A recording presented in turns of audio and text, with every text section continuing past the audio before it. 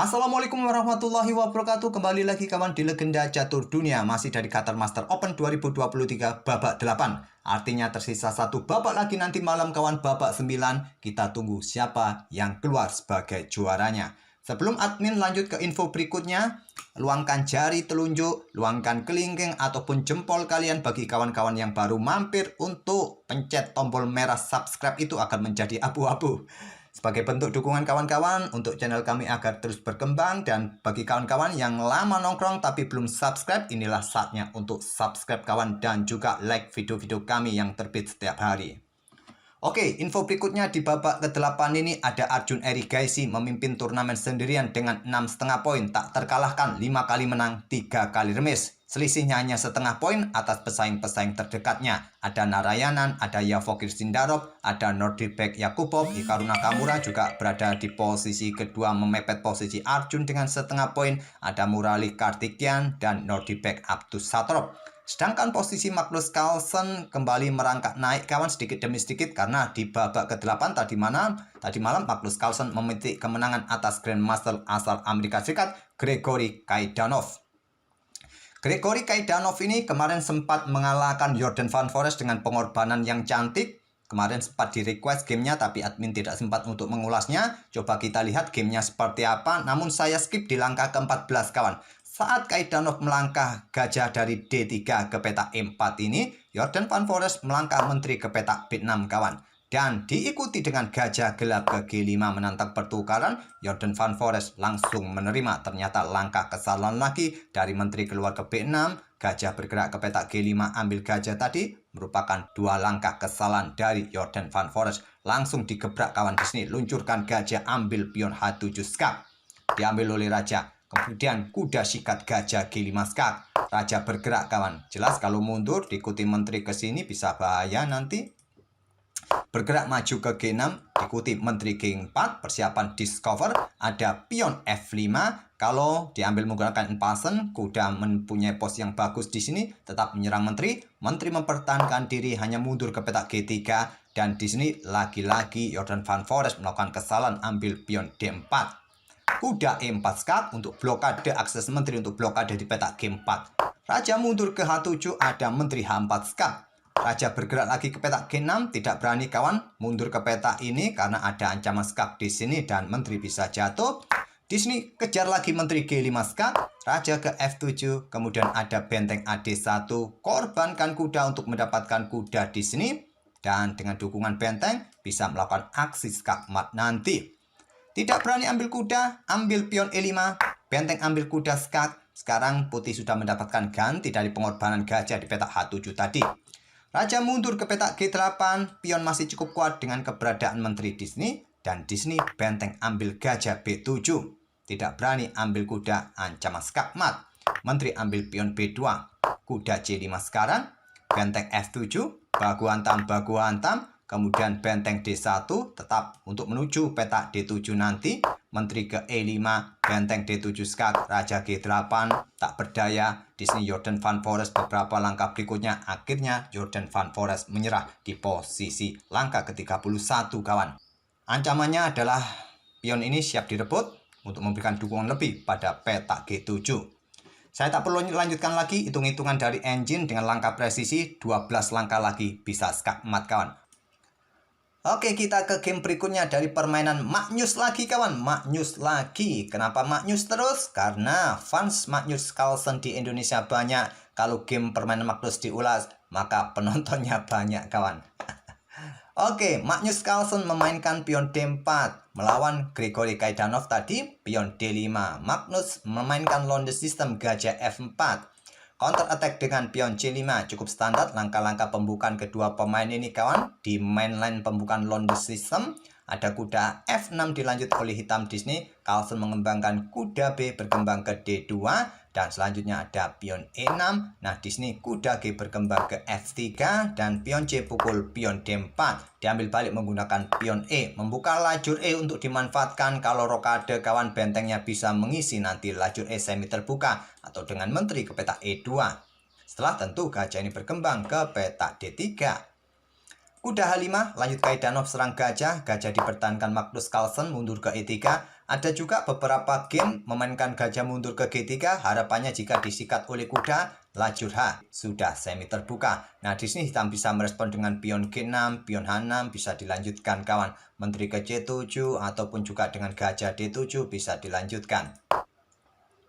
Memilih mempertahankan gajah gelapnya mundur ke E3, kemudian gajah D6, di sini ada gajah D3, kuda F4 ancam gajah terang, dan Carlsen menyerahkan gajah gelapnya untuk bertukar dengan kuda di F3, diambil balik oleh gajah. Sekarang Carlsen bermain dengan sepasang kudanya, sedangkan lawannya bermain dengan sepasang gajah. Tentu secara teoritis sepasang gajah sedikit lebih kuat karena badan-badannya besar kawan melawan kuda.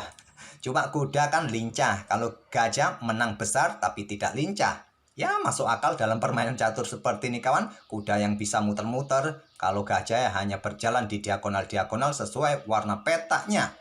Tapi masalahnya di sini, coba lihat gajah terang hitam ini kawan. Sementara di diagonal ini kurang bagus, dia terblokade oleh pion-pionnya sendiri. Sedangkan gajahnya Magnus Carlsen walaupun cuma satu sangat perkasa pada diagonal D3A6 ataupun diagonal D3H7 ini kawan. Lanjut. Di sini rokade lanjut Carlsen, rokade juga hitam. Benteng E1, gajah berkembang ke D7, kuda B3 ingin lompat kawan. Dua kudanya siap menempati outpost petak C5, petak E5, dihadang oleh pion B6. Menteri E2 lanjut Magnus, pion G6 untuk blokade diagonal terang. Dan dia tak perlu khawatir untuk membuka area gelapnya kawan di sini karena Magnus Carlsen juga tidak mempunyai gajah gelap, tapi juga bisa dimanfaatkan oleh kuda-kudanya nanti. Ataupun gajah siap direposisi mundur untuk bertahan Vicenzo. Pion A4 lanjut Magnus mencoba bermain di sisi menteri. Pion F6 ini cukup aneh setelah pion G6 dimainkan, dorong lagi pion F6. Seperti yang saya bilang tadi, gajah ini perlu diagonal terbuka kawan. Hitam ingin mencoba bermain dengan pion E5 agar dia mempunyai gajah terang yang terbuka diagonal-diagonalnya. Di sini kuda ditekan oleh gajah oleh Magnus, tujuannya pion ini lemah nanti jika didorong maju kawan. Dan diantisipasi dengan langkah menteri ke C7. Kalau terjadi pertukaran, diambil menggunakan menteri agar pion ini juga tidak rentan jatuh dari menteri putih. Berlanjut dengan pion A5, benteng AE8, jaga pionnya kawan, tetap ingin membuka diagonal terang dengan pion E5 nanti didorong. Pion G3 usir gajah untuk blokade juga ancaman di diagonal ini. Kemudian gajah mundur ke H6. Pion A pukul pion B6, pion A pukul pion B6. Sekarang pion C4 untuk membuka permainan Magnus pada diagonal terang ini kawan. Sikat, menteri siap bergerak untuk memberikan tekanan di sini nanti dengan benteng. Diterima, ambil balik dengan menteri. Kemudian menteri ke petak D6. Kemudian di sini ada benteng A6. Coba ingin rebut pion di petak B6. Backup dengan benteng B8. Nah, di sini Carlsen korban kuda kawan ke petak B5. Korban ditolak malah membuat langkah pengorbanan juga. Langkah brilian dibalas dengan langkah excellent oleh Kaidanov. Apa jadinya jika pion menerima pengorbanan kuda? Tentu pion ambil balik ancam menteri. Entah menteri ini bergerak kemana kawan. Apakah menantang pertukaran? Ya simpel diterima, diambil balik. Gantinya nanti di sini kuda jatuh kawan. Atau bagaimana menteri ini mau mundur kemana? Menurut saja mundur ini ke petak E7 kawan. Nah di sini tetap gantinya kuda ini jatuh. Atau kemana? Backup di sini saja. Nah di sini bisa berlanjut tetap sikat, ambil balik. Kemudian di sini sikat pion di sini dan bisa ambil balik kawan. Itulah maksud Magnus Carlsen. Ditolak dengan langkah pengorbanan juga. Kuda ambil pion D4, pengorbanan diambil langsung dengan kuda. Nah sekarang menteri ambil kuda C5 menantang pertukaran. Carlsen menolak dengan benteng A7, menekan gajah di sini. Backup dengan benteng D8. Kenapa tidak diluncurkan kawan? Berharap kalau diambil oleh menteri bisa mendapatkan kuda. Atau jika diambil oleh kuda bisa mendapatkan menteri. Masalahnya adalah pion E6 tidak ada yang menjaga. Disikat oleh menteri skak. Blokade benteng, maka ancaman skakmat lebih cepat. Bergeser raja ke petak H8. Nah, di sini baru kuda sikat gajah B5. Kalau menteri ini bergeser ambil kuda, menteri putih bisa menuju petak E7. Ancaman skakmat tak terhentikan. Jawaban yang kuat adalah dengan benteng B bergeser ke petak D8 untuk menjaga menteri putih untuk menuju petak D7 ini.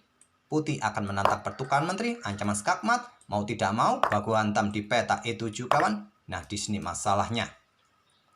Memang jauh dari ancaman skakmat, tapi kalau sudah ada dua benteng yang posisinya begini, sudah bikin repot kawan.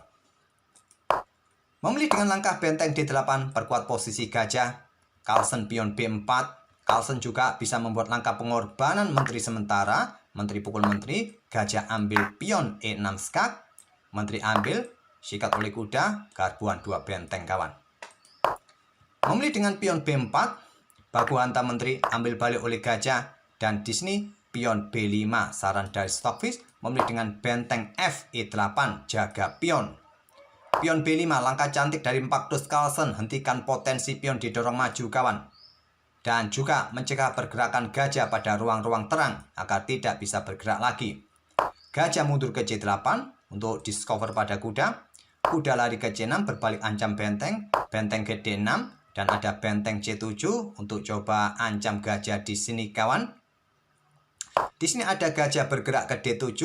Langkah yang terkuat, raja bergeser ke petak H8. Tapi selepas benteng A1 ini juga cukup menakutkan, naik. Posisinya benteng-benteng putih berada di baris ke-7. Posisi putih masih cukup kuat di posisi ini. Sudah bikin ribet. Gajah D7, benteng A1, gajah mundur ke F8. Dan di sini ada benteng ditumpuk di baris ke-7 kawan.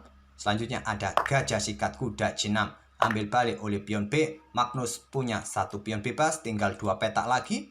Kemudian ada benteng D1 skak, raja G2, benteng C1, ancam gajah. Carlsen tarik mundur bentengnya ke A4. Bukan langkah terkuat, tapi Magnus Carlsen ingin menggunakan gajah ini sebagai pelindung agar pionnya ini aman dari tusukan benteng hitam ini kawan.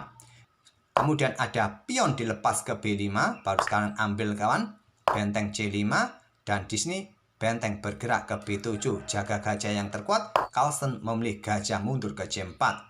Nah, sekarang pion F5 terkuat, memilih dengan langkah gajah D6 serang benteng. Benteng ke B7, berikan jalan bagi pionnya juga kawan. Dan di sini ada raja ke H8 yang terkuat dengan pion G5, raja H8, pilihan Kaidanov. Berikutnya gajah dikorbankan oleh Carlsen. Tidak akan berani ambil kawan, karena benteng meluncur bisa skak mat. Benteng E7 menantang pertukaran, diterima Magnus, ambil balik oleh gajah. Kemudian benteng A8 skak, raja bergeser naik. Ada benteng A7 pin gajah kawan. Di sini benteng ambil pion. Kalau di backup dengan raja mundur ke petak F8, maka pion C7 dorong lagi, tetap salah satu perwira jatuh kawan. Jadi memilih serahkan gajah gelap. Setelah raja bergeser mundur, benteng F7 skak membuat hitam menyerah di langkah ke-44. Jelas kawan, di sini hitam kalah 1 perwira. Jika dilanjutkan sudah tidak memungkinkan lagi berharap remis, apalagi menang melawan Magnus Carlsen. Apalagi kontrol waktu Magnus Carlsen masih terbilang sangat banyak.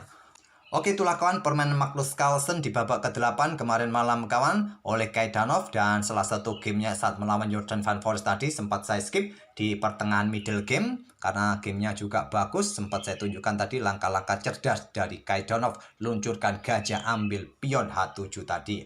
Oke, semoga permainan dari kedua pemain tadi bisa menghibur kalian. Dan kita akan bertemu di video-video berikutnya. Terima kasih. Wassalamualaikum warahmatullahi wabarakatuh.